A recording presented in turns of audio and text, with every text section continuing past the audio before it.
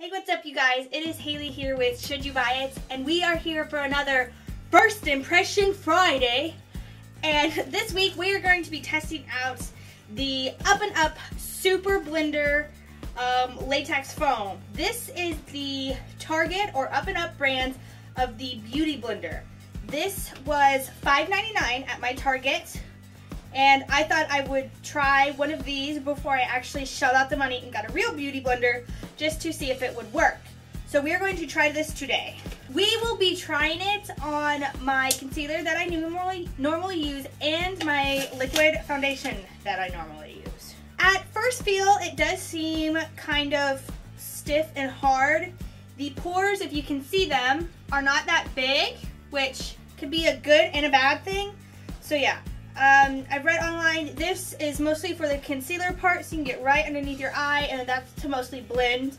And with the ones that are more flat, you want to blend out. So yeah. So I'm going to wash my face. I will put on my primer, and then we will see how this thing works. And I don't know if you're wondering this, but I use the e.l.f. Mineral Face Primer. And on top of this, I also do one spritz of my Urban Decay All Nighter setting spray on top of it, just to have it help. Alright, so that is my primer. So we are going to do a spritz of the spray. So the first thing I do put on is the concealer. I use the Physicians Formula Concealer 101. It comes in just a darker shade and then a yellow.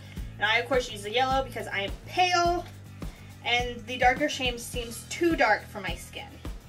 I tend to do it all over all my problem areas, which seems to be close to the edge of my mouth and my forehead, which I've been having a lot of problems with. I do have a little bit of redness on the cheeks, so I'm just going to get rid of the really red spots. Down my nose, I do have a lot of problems with blackheads, so I'll put it there really, really thick. And then under my eyes, and I also curve it just a little bit over my eyes so you don't have a harsh line for the under eyes. Of course, do the triangle. Alright, there. So if you can't really tell, I have concealer on my forehead, right here on the outsides of my lips, down my nose, a little bit on the bridge of my nose, and then curved around underneath my eyes.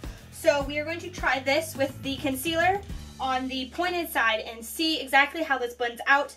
I usually use a brush, so we'll see how to compare.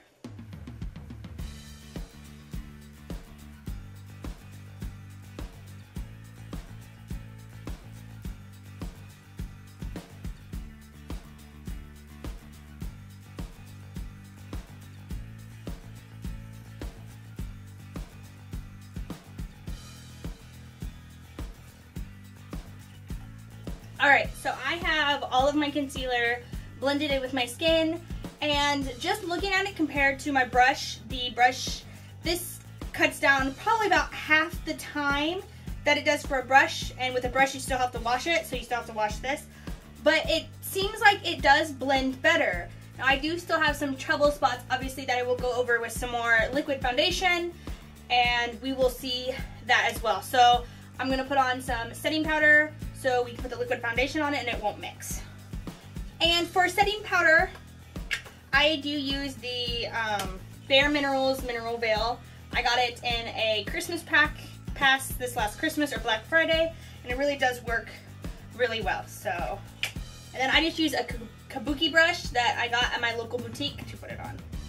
Okay, so we are gonna let that set, and I'm going to get to my foundation. The foundation I am currently using is the Clean Sensitive Skin from CoverGirl in the color Ivory. I was always told to go a shade lighter if you question which shade you should go, because you can always add bronzer to make yourself darker. So I go a shade lighter. I usually go the lightest shade that the store actually has. To put mine on, I usually take the end of my foundation brush. The foundation brush I have been using is the e.l.f. brand from Target. They're about $1, so they're kind of worth the investment. I usually just take the end of it, stick it in here, get a little bit, and then I'm just going to dab it right on my problem areas that I have, which currently right now the bad problem areas are right here and my forehead, so I will do that. I will then take a baby wipe, or you can take any kind of wipe that you have around, and I wipe it off immediately just so it doesn't cake on, so it is clean. So I'm going to try to blend this. I will try the bottom side to blend this instead of the top, which I did all my concealer with. So let's see how well this blends.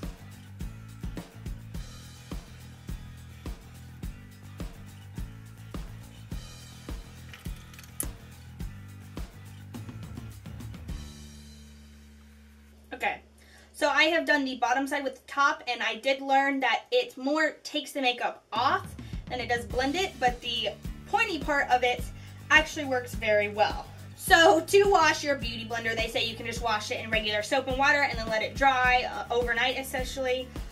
For my first impression of this product, it actually did work really well. I believe it did blend my concealer and my foundation liquid-wise a lot better than a brush. It did cut down on time significantly.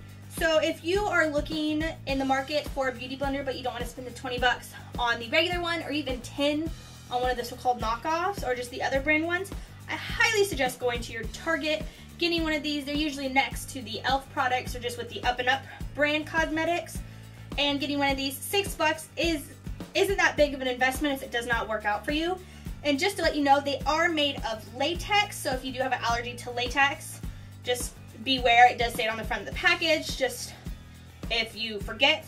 I highly suggest buying one of these. It's a great price for a Beauty Blender, and it works so much easier than brushes. So that's all I have for you on this First Impression Friday. If you have any suggestions, leave them down below in the comment box. And if you haven't already, hit that like button and hit that subscribe button. Join the savings army. Never pay retail again. My name's Haley. I love you all. Thanks for joining me. Bye.